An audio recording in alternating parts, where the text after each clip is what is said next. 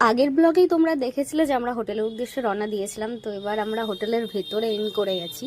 তো এখানে কিছু প্রসেস আছে, সেগুলো কমপ্লিট করার পর আমরা যাব রুমে। আর রুম ট্যুর অবশ্যই তোমাদের সঙ্গে শেয়ার করব, তো তার জন্য কিন্তু ওয়েট করতে হবে একটু, কারণ জানোই তো প্রত্যেকটা ব্লগ বেশি বড় হয়ে গেলে অডিয়েন্স আবার দেখতে যায় না, বিরক্ত খেয়ে যায়। So how was the feeling? Very nice. I'm too much excited. তো শুনলেই মানু ভীষণ এক্সাইটেড, ভীষণ খুশি। ও ভিউ দেখার জন্য খুশি, আমিও তাই ভিউ দেখার জন্য ভীষণ খুশি। পুরো কলকাতা শহরটা নাকি দেখা যায়, সেটাও ওখানকার মানুষজন বলল। তো তারপরে আমরা এন্টার করছি রুমের দিকে। তো পিয়ারলেস একদম ধর্মতলার কাছে, তোমরা অনেকেই চেনো আশা করছি। রুম ট্যুর দেবো পরের ব্লগে। জিমটা আছে ওখান থেকে ইয়া করে বাচ্চাদের নিয়ে যাবে।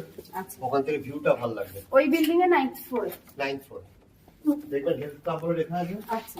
ওদের নিয়ে যাবেন একবার, ওখান থেকে কলকাতা শরীরের অবস্থা শোচনীয়, প্রচন্ড বাজে অবস্থা।